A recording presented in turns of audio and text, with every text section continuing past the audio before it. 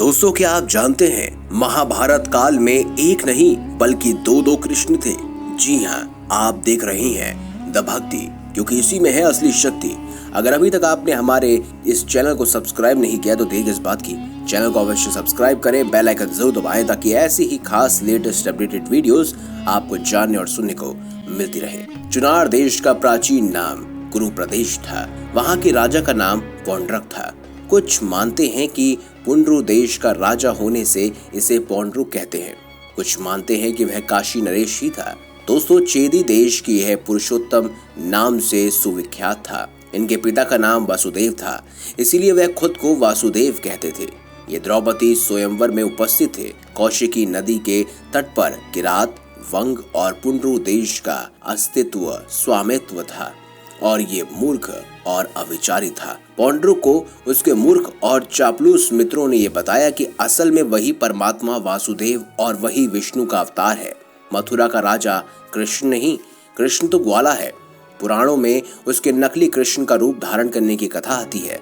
राजा पौंड्रक नकली चक्र, शंख, तलवार और मूर मुकुट, कौस्तुभ मणि, पीले वस्त्र पहनकर खुद को कृष्ण कहता था। एक दिन उसने भगवान कृष्ण को यह संदेश भेजा, पृथ्वी के समस्त लोगों पर अनुग्रह कर उनका उद्धार करने के लिए मैंने वासुदेव नाम से अवतार लिया है। भगवान वासुदेव का नाम और वेश धारण करने का अधिकार केवल और केवल मेरा है। इन चिन्हों पर तुम्हारा कोई अधिकार नहीं।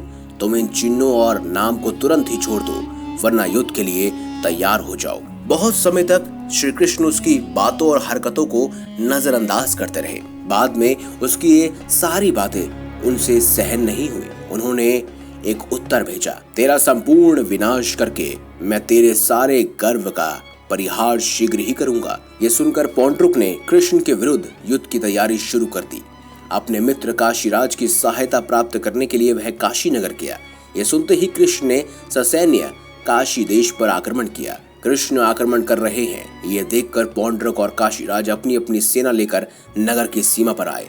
युद्ध के समय पौंड्रक ने शंख, चक्र, गदा, धनुष, वनमाला, रेशमी पीतांबर, उत्तरीय वस्त्र और मूल्यवान आभूषण आदि धारण किए थे और वे गरुड़ पर आरूढ़ था। नाटकीय ढंग से युद्ध भूमि में प्रविष्टित हुए इस नकली कृष्ण को देखकर भगवान कृष्ण को अत्यंत हंसी आई।